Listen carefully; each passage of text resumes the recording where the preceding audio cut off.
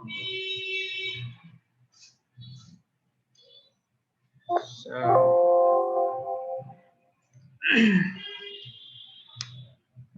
good evening, dear students. We will start a new chapter today. Before that, we want to review. We want to have a quick review of our last chapter. The slides may seem different, but the contents are almost same. This is money market actually we discussed. So this is a market where the monies or the papers representing money are traded. So money market is very short term in nature. It's actually a close substitute for money. A market where there is a low risk, unsecured and short term debt instruments that are highly liquid are issued and actively traded every day. This is money market. Financial market, we can divide it in two parts. One is money market, another one is capital market. So in money market, some instruments are commercial paper, treasury bills, certificate of deposits. There are many other instruments like bankers acceptance, BA. Okay. We will see them in the next parts. Capital market usually trades stocks, bonds, derivatives, and here you will see usually two types of markets. One is primary market and the other one is secondary market. So primary market where the primary shares or IPOs, initial public offerings, are traded, and secondary market where the mature shares or the shares already been in the market are traded.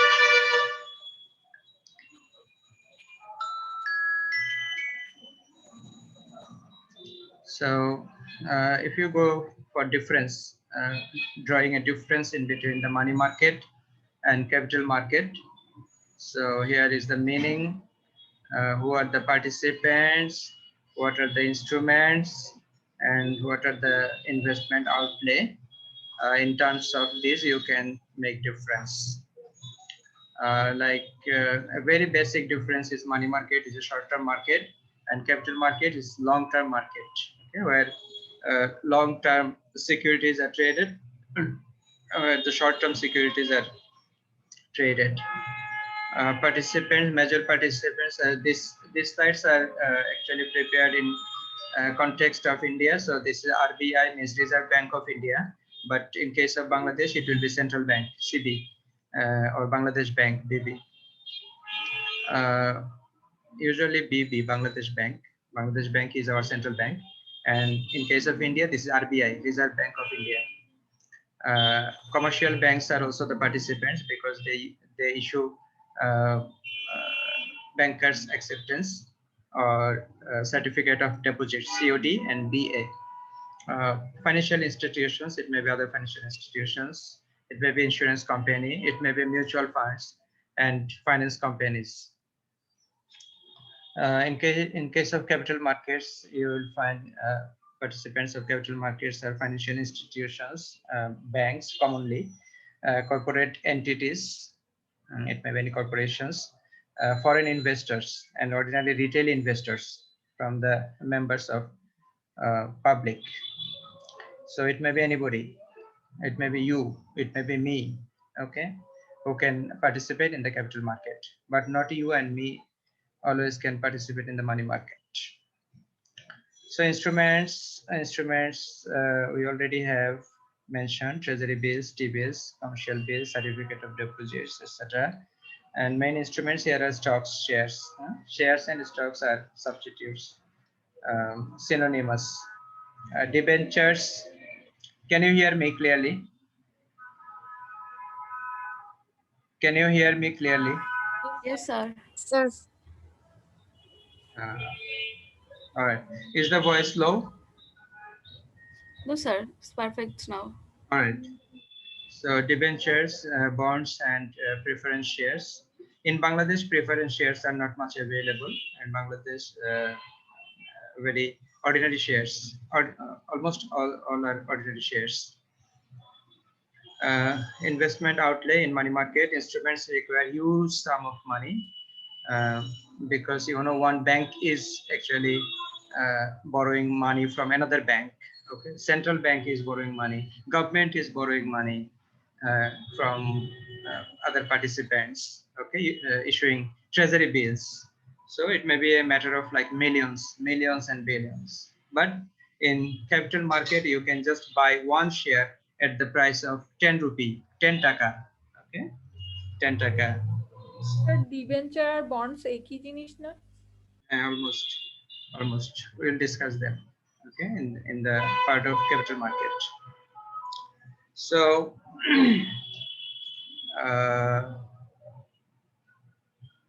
these are actually the instruments.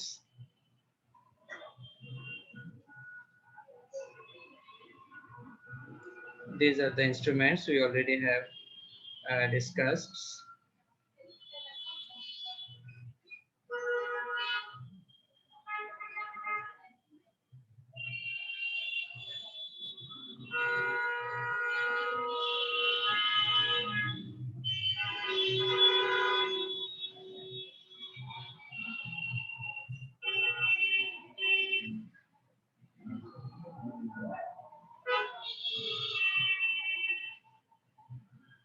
Okay, so treasury bills, commercial paper, bankers acceptance, certificate of deposits, federal funds, and repo, repurchase agreements. So you see here, treasury bills, commercial paper, bankers acceptance, all these are some sort of discount papers. The pricing is discount papers. So you just discount a price and you buy these instruments at a discount. And the difference between its face value or future value and the discounted price is actually the benefit. So certificate of deposits, federal funds, and repurchase agreements, these provide actual interest at maturity. Okay, but in case of these instruments, you just pay less and you get more. You like the value, if the value of a treasury bill is 1000, you will not pay 1000 now. You will pay, and this is set by the provider. Okay, and these in our last class we already discussed that these actually are bid. There is a bid. Okay, you will submit a bid and you can win the bid. If you win the bid, then you will get the lot. So and we also showed the calculation how they are discounted. And who are the issuers of these instruments? Treasury bills are issued by US Treasury. Okay, US Treasury. In case of United States, in case of Bangladesh, it is issued by the government, regulated by the Ministry of Finance, and issued by central bank, managed by central bank. Full faith and credit of the US government.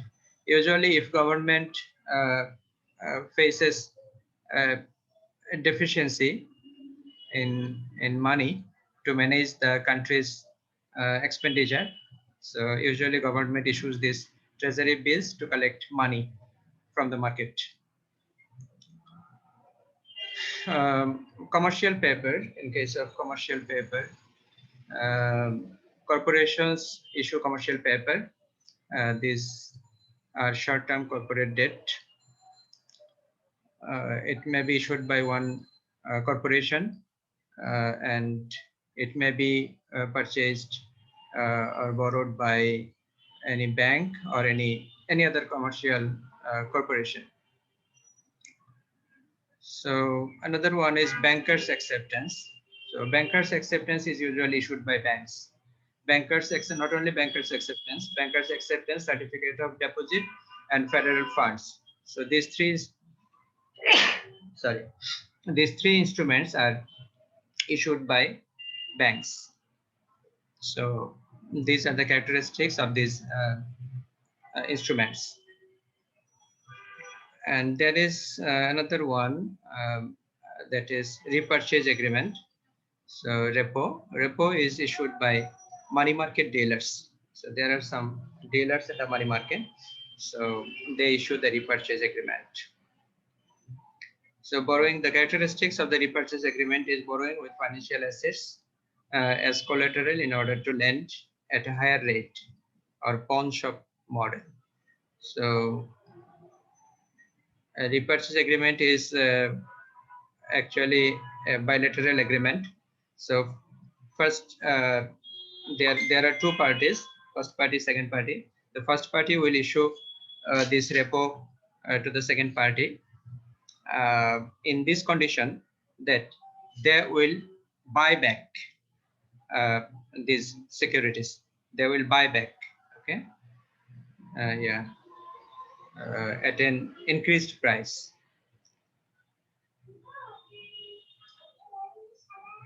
Like I have issued a certificate to you at Taka 1000, and I have assured that yes, I will buy back this certificate from you at Taka 1100. Now I am selling you this certificate at 1000, and you are assured that you can sell this agreement to me. I will buy again from you at an increased price. So here there is a description of these instruments, detailed description. So treasury bills may be issued in a 4-week agreement, 13-week, 26-week, and 52 weeks. So these are settled not every day, they are issued. The bid may be offered usually Tuesday at 1 p.m. This is applicable in case of India or United States, but in case of Bangladesh, this may be different or maybe same, because in most of the cases we follow India. Still, we are following the Indian Contract Act, 1872.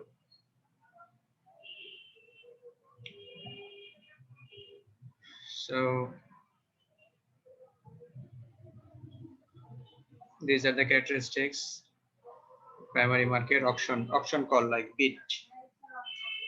Secondary market, over the counter, OTC, or on of the run.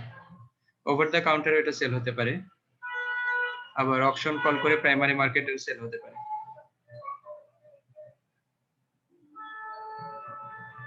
Over the counter হচ্ছে যারা agent থাকবে, এজেন্টরা sell করবে, other agents in the open market. So this is commercial paper issued by corporations. It is a discount paper. So it's less than 270 days. Average is 30 days.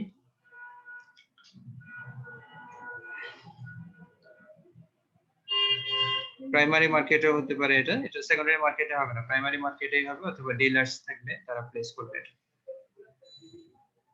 Bankers acceptance issued by banks usually to finance a specific self-liquidating commercial transactions. The borrowers may be other bank. Generally involves at least one non-US entity. Discount paper. এখানে কিছু example দিয়েছে bankers অ্যাকসেপ্টেন্সের। এরপরে যেটা আছে এখানে certificate of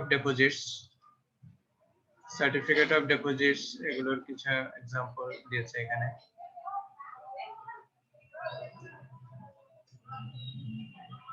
Federal funds, borrowing and lending of bank reserves and deposits with the Federal Reserve. আমরা primary discussion গুলো এখান থেকে করেছি। আমাদের এর আগের যেই স্লাইডটা আপলোড করা আছে ইয়াতে গুগল ক্লাসরুমে, সেটা তোমরা ফলো করবে। repurchase agreement as a simultaneous sale and repurchase of collaterals to facilitate a loan. Interest at maturity. At maturity the interest দেওয়া হয় কোন সব model.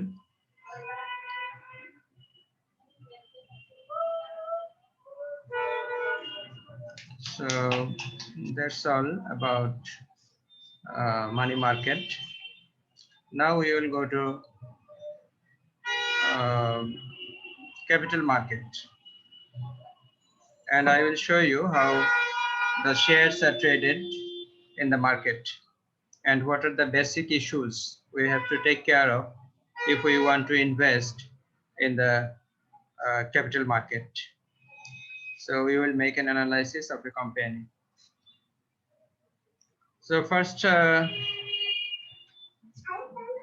capital market. This is actually chapter 19 of a book, Fundamentals of Financial Management, authored by Gregory Kohlmeier. এটা develop করেছেন আর মূলত বইটা হচ্ছে fundamentals of financial management 12th edition, Pearson Education publish করেছে এটা। 19 চ্যাপ্টার হচ্ছে ক্যাপিটাল মার্কেট।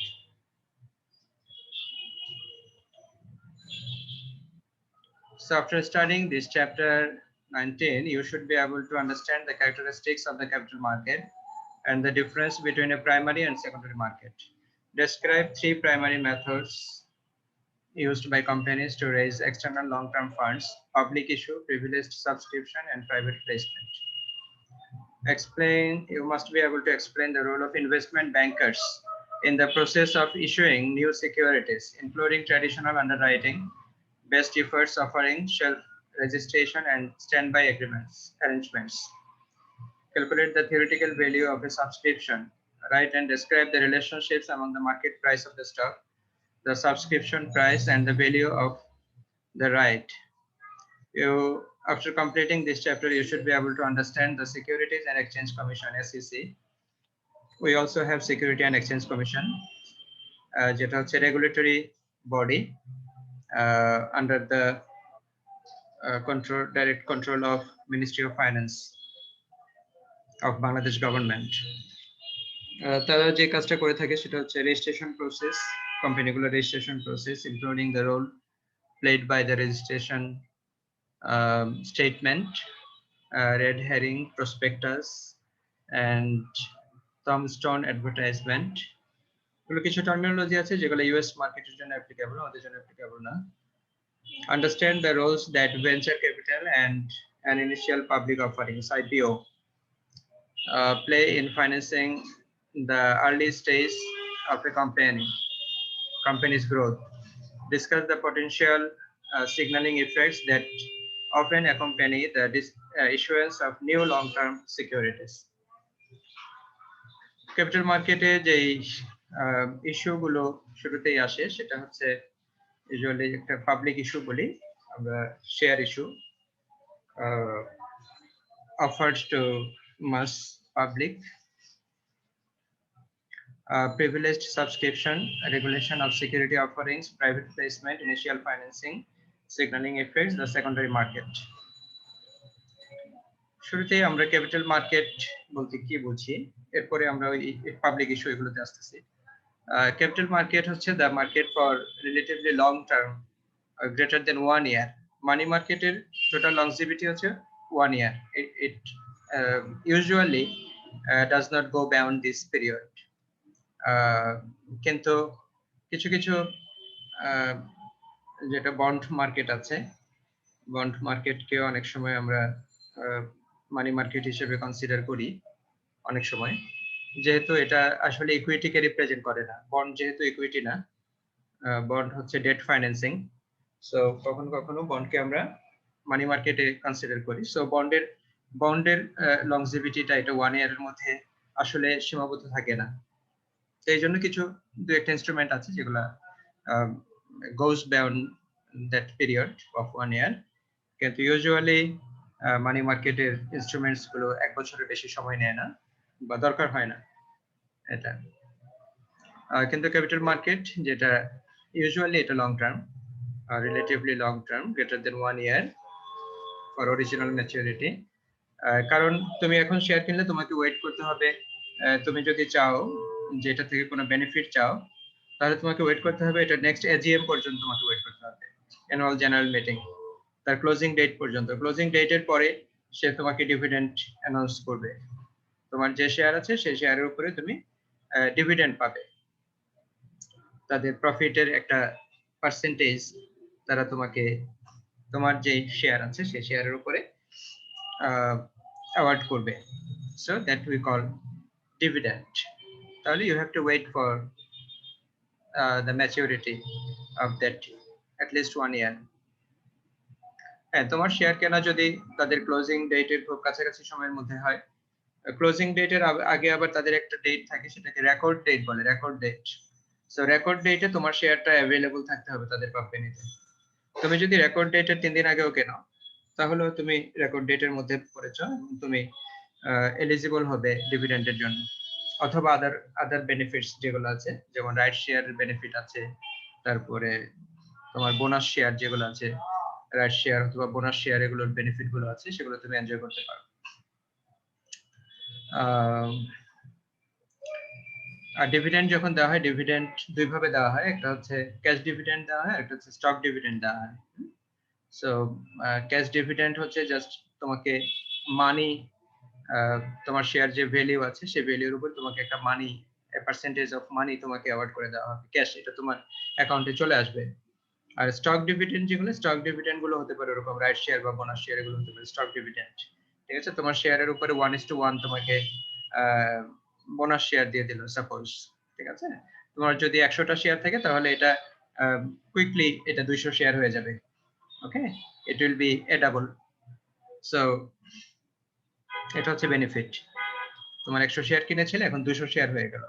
ঠিক আছে, হাউএভার, তো এখানে আমরা যেটা দেখছি যে ফাইন্যান্সিয়াল ইনস্ট্রুমেন্টস, যেটা লং টার্ম যে ফাইন্যান্সিয়াল ইনস্ট্রুমেন্টস আছে, এগুলো ট্রেডিং হয় যে মার্কেটে, সেটাকে আমরা বলছি ক্যাপিটাল মার্কেট। ক্যাপিটাল মার্কেট আমরা আগেই দেখেছি, আগের স্লাইডে দেখেছি, রিভিউ স্লাইডে, যে দুই ধরনের হয়, প্রাইমারি মার্কেট এবং secondary market. So primary market হলো a market where new securities are bought and sold for the first time, a new issue market. So যে মার্কেটে কি হয়, যে তোমার নতুন শেয়ার যখন সেল হয়, একটা কোম্পানি তার যে পেড আপ ক্যাপিটাল থাকবে, সেই পেড আপ ক্যাপিটালকে তোমার একটা শেয়ারের ফেস ভ্যালু, এখন আমাদের বাংলাদেশে অলমোস্ট সেট হয়ে আছে যে একটা শেয়ারের ফেস ভ্যালু হচ্ছে 10 টাকা। সো তোমার যে ক্যাপিটাল তুমি রেজ করতে চাও, সেই ক্যাপিটালকে তোমার 10 টাকা দিয়ে ভাগ করে দিলে নাম্বার অফ শেয়ারস পাওয়া যাবে। ঠিক আছে, সো নাম্বার অফ শেয়ারস পাওয়া যাবে।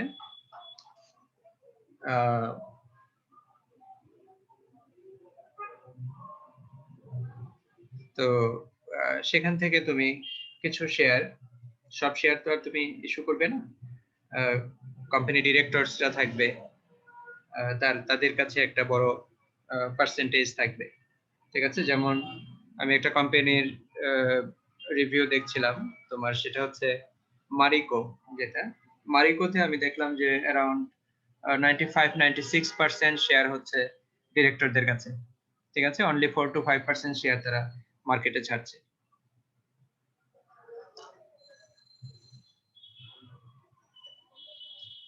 অনেক সময় মার্কেটে ছাড়লে আবার শেয়ার গভর্নমেন্ট কিছু শেয়ার কিনে নেয়, আবার কিছু ফরেনার আছে, তারাও ইনভেস্টমেন্ট করে, ফরেন ইনভেস্টর, তাদেরও শেয়ার থাকে।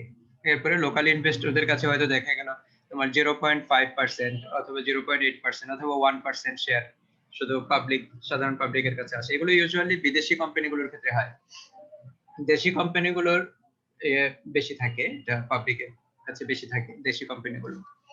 কারণ বিদেশি কোম্পানিগুলোর মানে অধিকাংশ, মানে লায়ন্স শেয়ার যেটাকে বলে, যে অধিকাংশ থাকে হলো ডিরেক্টরদের হাতে।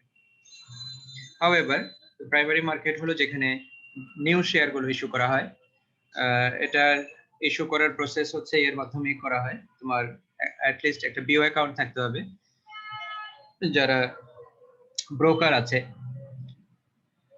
যাদের এনলিস্টেড ব্রোকার, যারা স্টক এক্সচেঞ্জের সাথে, স্টক এক্সচেঞ্জের কাছ থেকে তাদের লাইসেন্সিং থাকবে, ওরকম ব্রোকার যারা, সেই ব্রোকারদের কাছে তুমি যদি যাও, তাদের একটা ফর্ম আছে, সেই ফর্মটা ফিল আপ করতে হবে। তোমার একটা ব্যাংক অ্যাকাউন্ট থাকবে, একটা ব্যাংক অ্যাকাউন্টের এগেইনস্টে একটা বিও অ্যাকাউন্ট হবে। ঠিক আছে, তোমার একটা ব্যাংক অ্যাকাউন্ট যেখানেই থাকো, যে ব্যাংকে অ্যাকাউন্ট থাকো, সেই অ্যাকাউন্ট দিয়ে তুমি একটা বিও অ্যাকাউন্ট ওপেন করতে পারবে এর কাছে, ব্রোকারদের কাছে। সো ব্রোকারদের ওখানে তখন তোমার একটা অ্যাকাউন্ট তৈরি হয়ে যাবে। এটাতে খুব বেশি খরচ হয় না, এটাতে 450 থেকে 500 টাকার মতো খরচ হয়। সো এটা খরচ করলে তুমি একটা বিও অ্যাকাউন্ট পেয়ে যাবে। এই বিও অ্যাকাউন্ট যদি তুমি রেখে দাও, তাহলে দেখবে যে কোম্পানিগুলো যখন এই আইপিও বা নিউ ইস্যুস যখন ইয়ে করে, অফার করে, আইপিও ইনিশিয়াল পাবলিক অফারিংস, তখন ওরা পত্রিকাতে সার্কুলার দেয়, অথবা অনলাইনেও তুমি খেয়াল করলে দেখতে পাবে ওগুলো তাদের সার্কুলার আছে। তখন তুমি তোমার ব্রোকারের মাধ্যমে ওটা অ্যাপ্লাই করতে পারো, ওই নিউ ইস্যুর জন্য অ্যাপ্লাই করতে পারো। তো নিউ ইস্যু গুলো তাদের ফেস ভ্যালুতেই বিক্রি হয়, যেমন 10 টাকা করে যদি হয় একটা শেয়ার, তাহলে এরকম তাদের আবার লিমিট থাকে একজন কয়টা শেয়ারের জন্য সর্বোচ্চ অ্যাপ্লাই করতে পারবে। ঠিক আছে, সো এমন হতে পারে তাদের লিমিট করে দিল 500 শেয়ার পর্যন্ত একজন কিনতে পারবে। তো তুমি 500 শেয়ার কেনার জন্য অ্যাপ্লাই করলে 10 টাকা করে, 5000 হয়ে গেল। 5000 টাকা তুমি জমা করে দিলে তোমার ইয়েতে, বিও অ্যাকাউন্টে।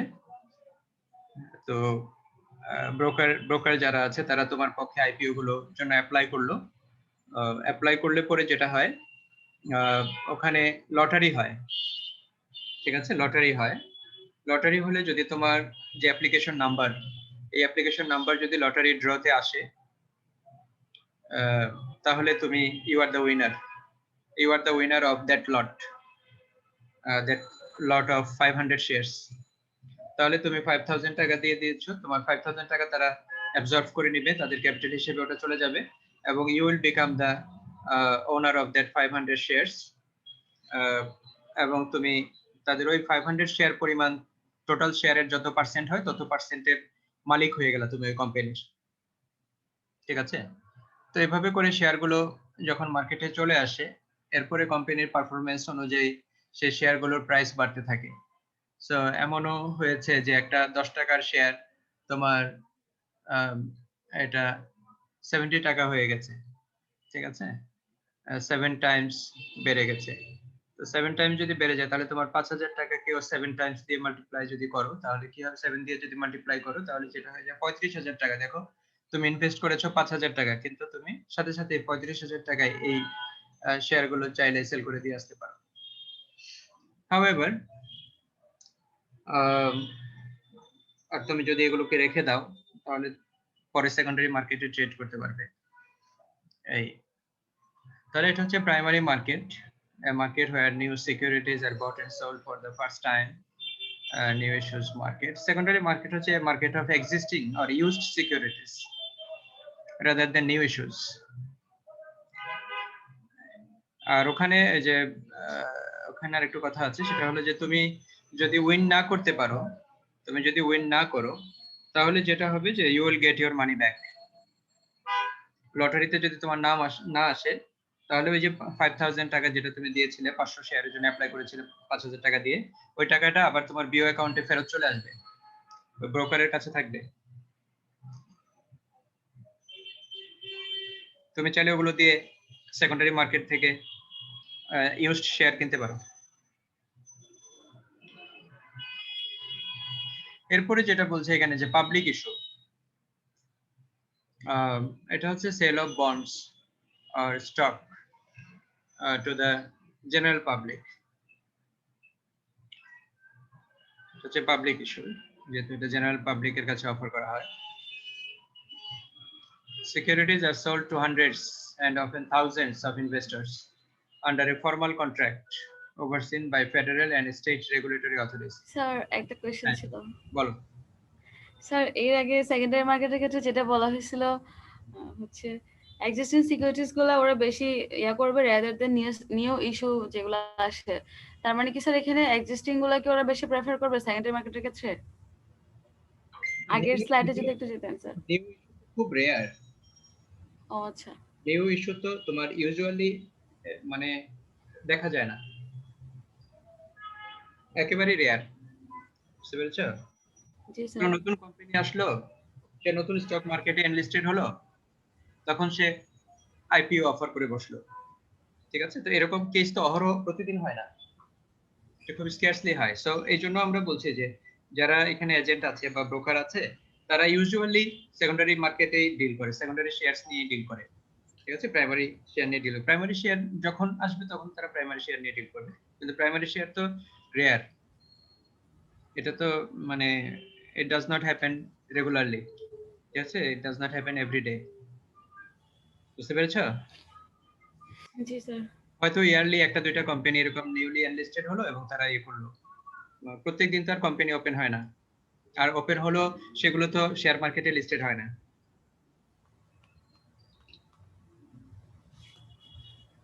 শেয়ার মার্কেটে লিস্টেড হতে হলে ক্যাপাসিটি লাগে, যে কেউ চাইলেই শেয়ার মার্কেটে লিস্টেড হতে পারবে না।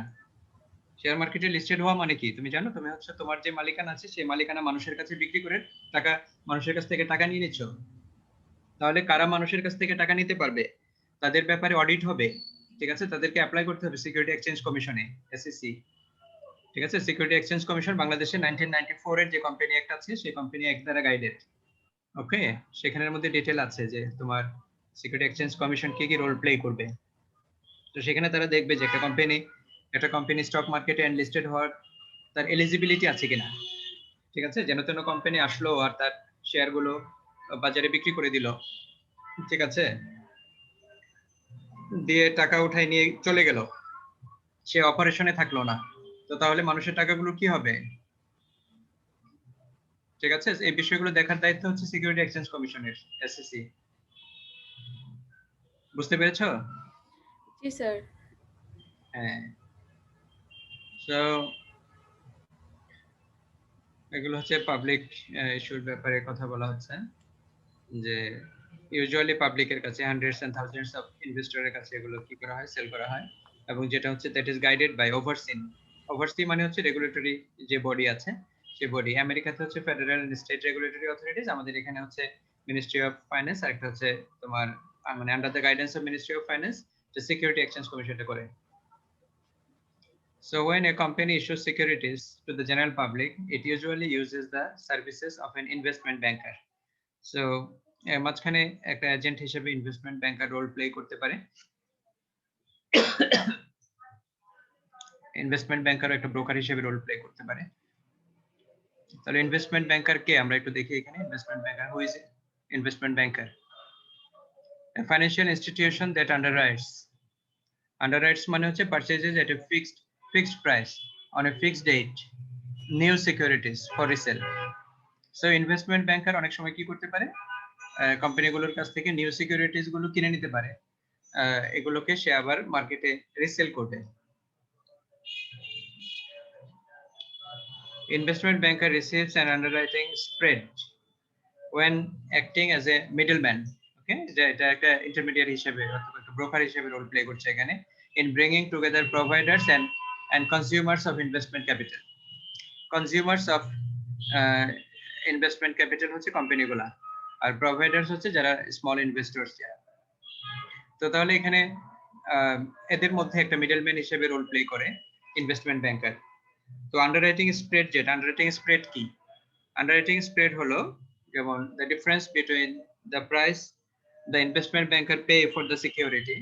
নতুন সিকিউরিটির ক্ষেত্রে ইনভেস্টমেন্ট ব্যাংকার কোম্পানিকে যেটা পে করলো এবং সে পাবলিকের কাছে যে প্রাইসে এটা পে করলো, এটার মধ্যে মানে যে প্রাইসে এটা সে সেল করলো, এটার মধ্যে যে ডিফারেন্স এটাকে বলছে আন্ডাররাইটিং spread. The price the investment bankers pay for the security, এটা হচ্ছে to the company, and the price at which the security is resold to the public. পাবলিকের কাছে সে এটা যত টাকায় বিক্রি করলো, সাপোজ সে 10 টাকা করে কিনে পাবলিকের কাছে 11 টাকা করে বিক্রি করে দিল, তাহলে 1 টাকা হচ্ছে আন্ডাররাইটিং স্প্রেড। বুঝতে পেরেছো? Is it clear to you?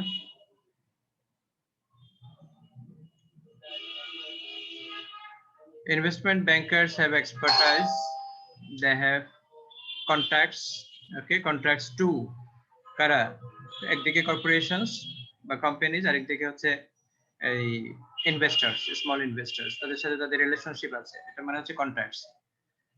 and the sales organization to efficiently market securities, তার সেলস অর্গানাইজেশন আছে যেগুলো দিয়ে সে কি করতে পারে, যেমন বাংলাদেশে দেখবা ইয়ে আছে, বিভিন্ন ধরনের ব্যাংক আছে, মার্কেন্টাইল ব্যাংক অথবা এরকম, তাদের ওই মার্চেন্ট ব্যাংকিং থাকে। মার্চেন্ট ব্যাংকিং এর কাজ হচ্ছে এইরকম ইনভেস্টমেন্ট ব্যাংকিং এর মতো রোল প্লে করা। তারা বিভিন্ন কোম্পানির শেয়ার কেনে এবং সেই শেয়ার আবার পাবলিকের কাছে বিক্রি করতে পারে।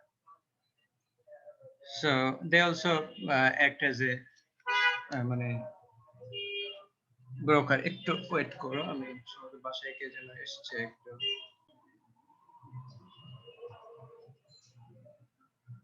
ওকে, so investment bankers, they have the expertise, they have the contacts with both issuers and the receivers of the securities, so they can efficiently market securities to investors. Thus the service can be provided at a lower cost to the firm than the firm can perform the same services internally.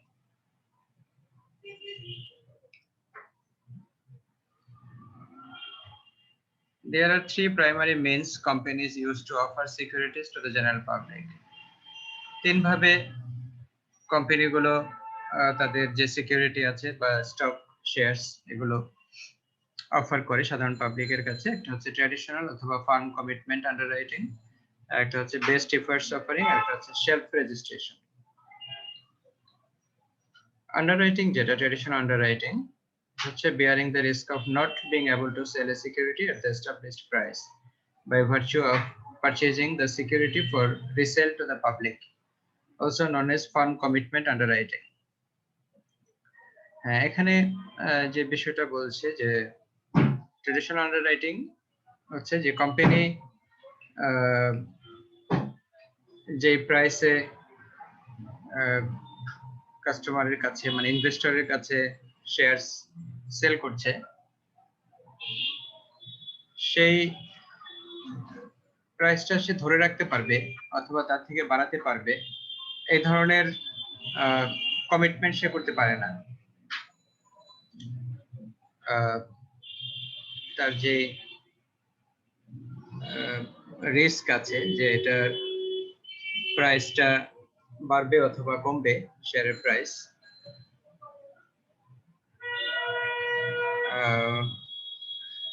bearing the risk of not being able to sell a security at the established price. কি বলছে তুমি একটু পড়ো তো, দেখো তো এখান থেকে বুঝতে পারো কিনা। প্রফেসর, হ্যাঁ আমার একটা কোয়েশ্চেন ছিল লেকচার নিয়ে না। হ্যাঁ আমাদের অ্যাডভান্স মাইক্রো এক্সামটা সম্পর্কে যদি কিছু, যদি ইস্যুগুলো ভালো ভালো বিক্রি না হয় তাহলে এটার price it may go down or it may go up. So এটা অ্যাডভার্স টার্নের কারণে যে রিস্ক গুলো এখানে আসবে ইন দ্য মার্কেট, এটা ওভার প্রাইসড হতে পারে অথবা আন্ডার প্রাইসড হতে পারে। The underwriter, not the company, takes the loss. Underwriter মানে ওই যে ইনভেস্টমেন্ট ব্যাংক যে আছে, ইনভেস্টমেন্ট ব্যাংক এই লসটা বিয়ার করবে, কোম্পানি না। সো এটা হচ্ছে farm commitment আন্ডাররাইটিং।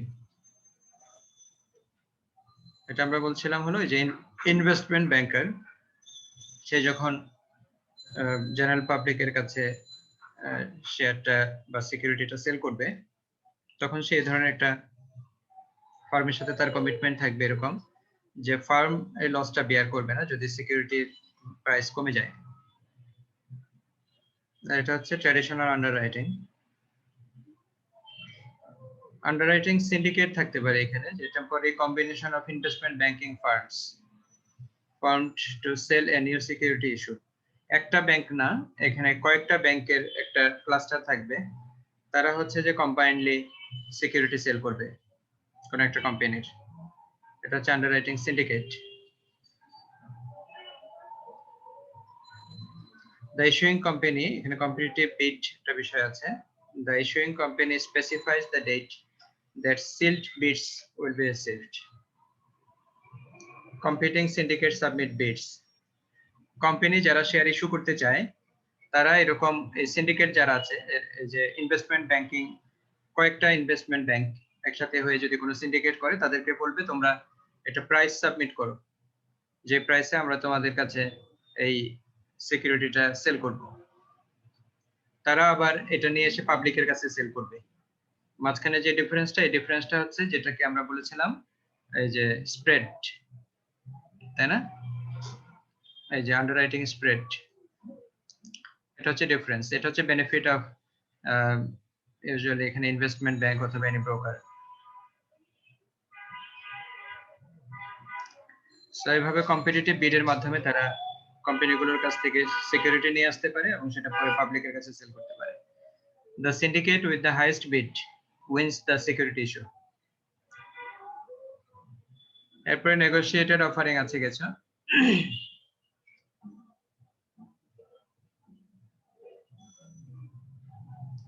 Negotiated offering, the issuing company selects an investment banking firm. এখানে বিডিং হবে না, বিড হবে না যে তুমি আমাকে প্রাইস দাও আমি তোমাকে সিকিউরিটি ইস্যু করছি, এরকম না। এখানে কোম্পানিগুলো ইনভেস্টমেন্ট ব্যাংকিং ফার্মকে সিলেক্ট করবে and works directly with the firm to determine the essential features of the issue. Together they discuss and negotiate a price for the security and the timing of the issue. So কোম্পানিগুলো যখন security issue করতে চায় তখন investment ব্যাংকের সাথে তারা কথা বলবে যে চলো আমরা ঠিক করে নিজেরাই ঠিক করে যে আসলে কত প্রাইসে এটা সেল করা যায়। তো এখানে কোনো মানে যেহেতু কম্পিটিশন হবে না, সো এখানে কোনো ইন্ডিভিজুয়াল ফার্ম অথবা কোনো সিন্ডিকেট এখানে সে বিডিং করার সুযোগ থাকবে না। এটা সরাসরি কোম্পানিগুলো ইনভেস্টমেন্ট ব্যাংকের সাথে কন্ট্রাক্টে চলে আসবে।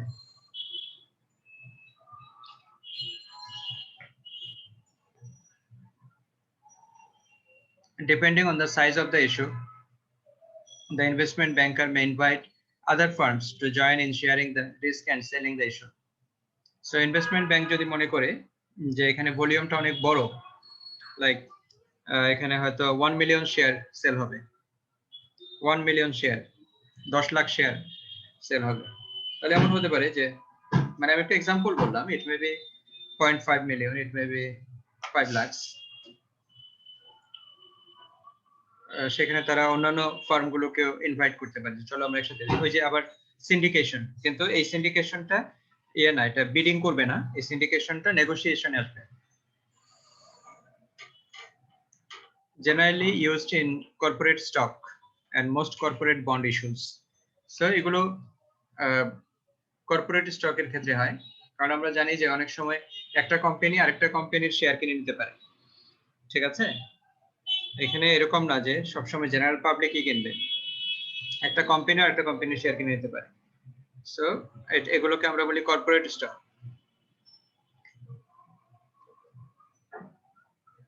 আর কর্পোরেট বন্ড, এগুলো ইস্যু করার সময় ইনভেস্টমেন্ট ব্যাংকিং অন্যদেরকেও সাথে করে নেয়। ট্রেডিশনাল আন্ডাররাইটিং এর মধ্যে আরো কিছু বিষয় আছে যেগুলোকে বলে best efforts offering, security offering in which the investment bankers agree to use only their best efforts to sell the issuer securities. The investment bankers do not commit to purchase any unsold securities.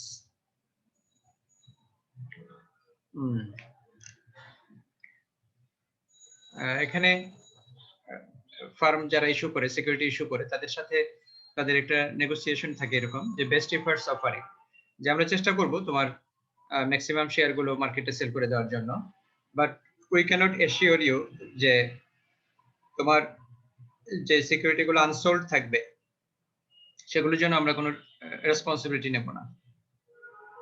Do not commit two purchase any unsold securities. তোমার কোনো unsold securities আমরা কিনবো বা absorb করে নেব বা সেটার জন্য তোমাকে পে করবো, এরকম নয়। We will try our level best to sell most of your shares. Self registration একটা বিষয় আছে যেটাকে বলছে যে এগুলো সবই কিন্তু হচ্ছে যে means of offering the shares, means of offering the shares. A procedure whereby a company is permitted to register securities it plans to sell over the next 2 years, also called Security Exchange Commission rule number 415. These securities can then be sold piecemeal whenever the company chooses. এটা হচ্ছে self registration, মানে self মানে আমরা জানি তাক, যেটা তাকের মধ্যে রেখে রেখে দেয়, মানে 2 বছরের শেয়ার 2 বছর তারা ট্রেড করতে পারবে, এই ধরনের একটা ভলিউম কিনে রেখে দিবে এবং সেটা পরবর্তীতে তারা খুচরা বিক্রি করবে, পিসমিল যেটাকে বলছে এখানে, পিসমিল ইউনিট বেসিসে, per unit, 1 unit, 2 unit, 3 unit, সেভাবে করে তারা বিক্রি করবে অন্যদের কাছে।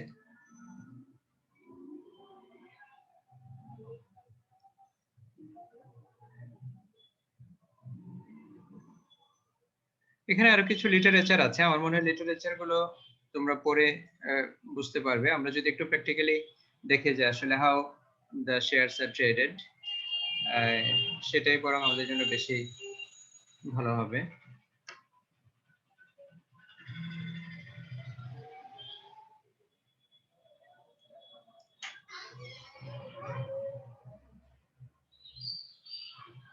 এটা দেখা যাচ্ছে তো না? আমরা বলেছি এর আগে আমাদের একটা লেকচারে যে বাংলাদেশে 2টা স্টক এক্সচেঞ্জ আছে, under the regulation of security exchange commission তারা কাজ করছে। এই একটা হচ্ছে ঢাকা স্টক এক্সচেঞ্জ আর একটা হচ্ছে চিটাগাং স্টক এক্সচেঞ্জ। দেখা যাচ্ছে আমাদের এখানে এটা?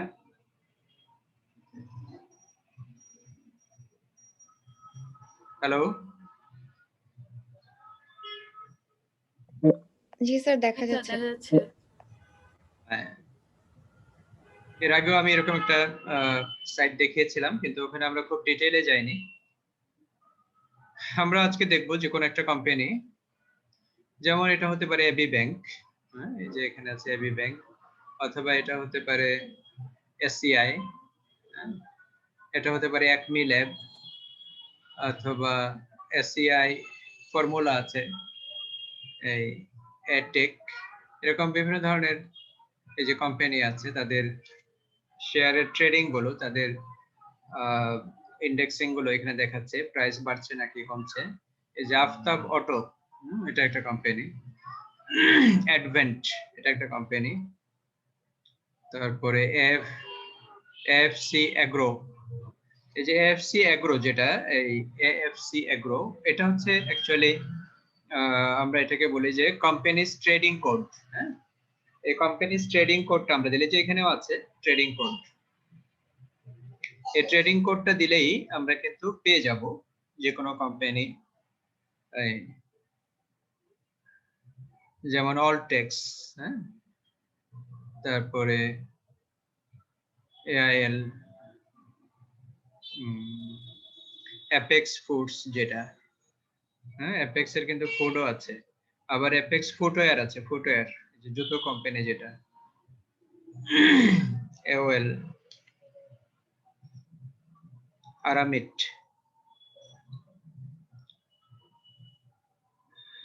এই যে আরামিট এখানে দেখা যাচ্ছে, এখানে ক্লিক করলে আমরা ওই কোম্পানির ডিটেইলে চলে যেতে পারবো। আবার আমরা যদি এইখানের মধ্যেও টাইপ করে লিখি, যেমন এ আর এ, ঠিক আছে, এই যে চলে আসছে, আর এ দিলে আরামিট চলে আসছে, আরামিট সিমেন্ট আছে বা আরামিট এজ এ গ্রুপ সেটা আছে। আরামিটে আমরা যদি ক্লিক করি, সাবমিট,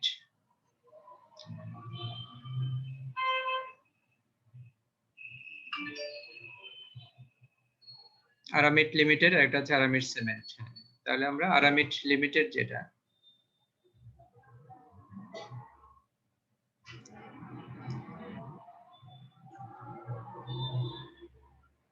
আরামিট লিমিটেড,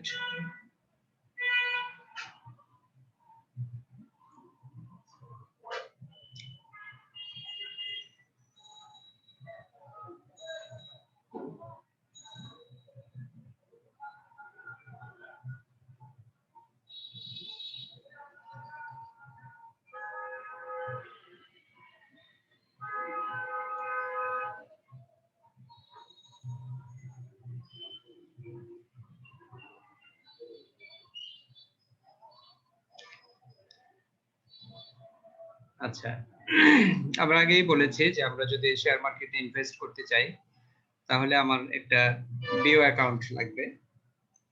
যে কোনো ব্রোকারেজ থেকে, লিস্টেড ব্রোকারেজ যারা আছে তাদের থেকে আমি কি করতে পারি, একটা বিও অ্যাকাউন্ট নিতে পারি। এরপরে আমি যখন শেয়ার কিনবো অথবা শেয়ার সেল করব, তখন আমাকে বেশ কিছু ইনফরমেশন কনসিডারেশন এনে তারপরে সেটা করতে হবে। ঠিক আছে? তো এটা এটা মূলত একটা ক্যাপিটাল মার্কেট।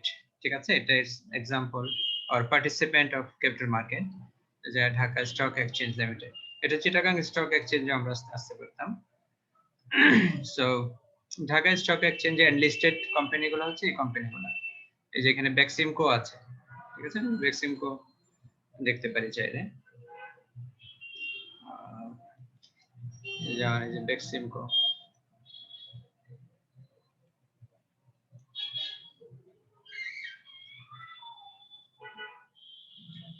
বেক্সিমকো কি মিন করে, Bangladesh export import company limited.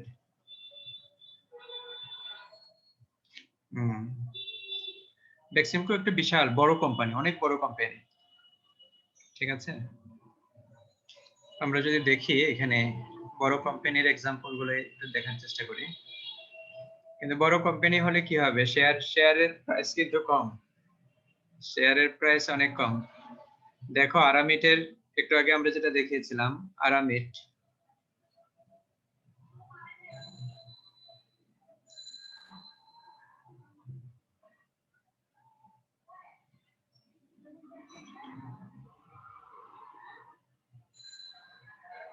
শেয়ারের প্রাইস কম বেশি ওটা বিষয় না, কিন্তু এটা তোমার এই যে আরামিট, দেখো আরামিটের একটা শেয়ার কত ছিল, এই যে 262 ছিল, 262.6 একটা শেয়ারের প্রাইস। ঠিক আছে?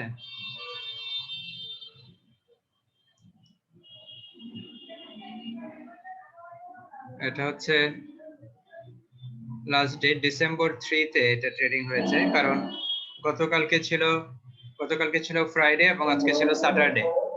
গতকাল এবং আজ কোনো ট্রেডিং হয়নি।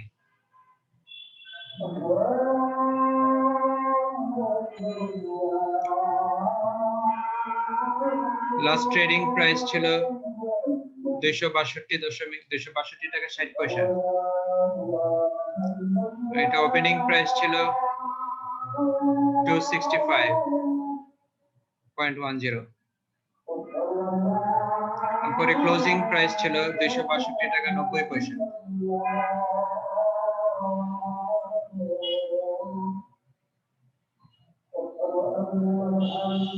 সো লাস্ট ট্রেড হয়েছে যেটা 262 টাকা 60 পয়সা এবং ক্লোজিং প্রাইস যেটা হচ্ছে 262 টাকা 90 পয়সা। সো এখান থেকে আমরা দেখছি যে এখানে তাদের চেঞ্জ হয়েছে, এটা চেঞ্জটা এভারেজ এখানে 60 পয়সা তাদের চেঞ্জ হয়েছে। 60 পয়সা চেঞ্জ হয়েছে কিসের সাথে, যেমন ইয়েস্টারডেস ক্লোজিং প্রাইস ছিল 262 টাকা, এটা হচ্ছে টুডেস, মানে আমরা যদি মনে করি যে আমরা আজকে 3 তারিখে আছি। আজান হচ্ছে, আমি একটু ইয়ে করে রাখি।